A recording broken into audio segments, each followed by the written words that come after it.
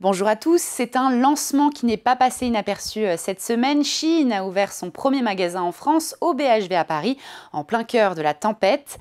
La plateforme chinoise d'ultra fast fashion qui reste imperturbable malgré la procédure de suspension de son site en France et qui annonce un bénéfice net record prévu pour 2025.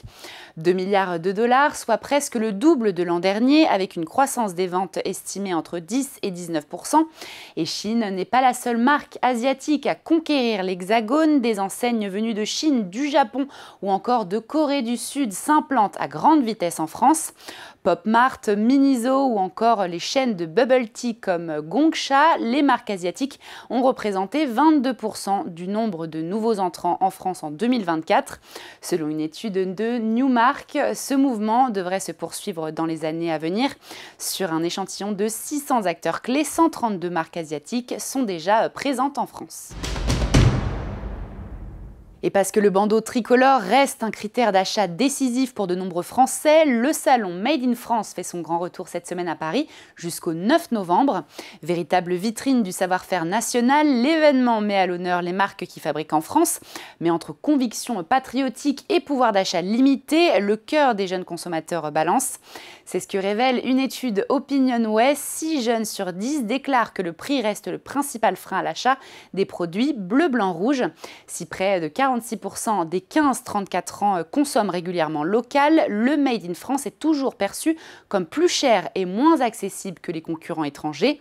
À noter enfin qu'il existe encore beaucoup de dérives. La répression des fraudes rappelle que tous les produits ornés d'un drapeau tricolore ne tiennent pas toujours leurs promesses. Sur près de 1500 établissements contrôlés, 16% étaient en anomalie sur la loyauté des allégations d'origine.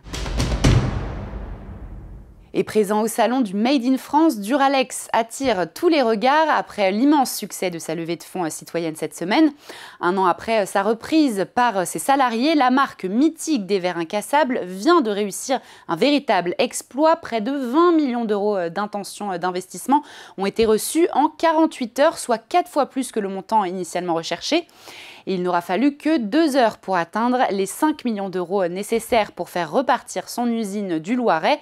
Et en 2 jours, plus de 21 000 personnes avaient manifesté leur volonté d'investir.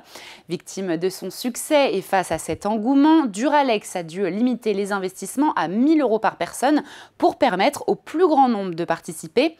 En échange de leur contribution, les investisseurs n'acquièrent ni part sociale ni droit de vote, mais recevront une rémunération de 8% par an.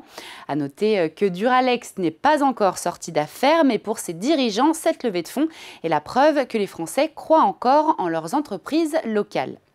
Et voilà, Parlons Cash l'hebdo, c'est fini. On se retrouve la semaine prochaine sur Boursorama.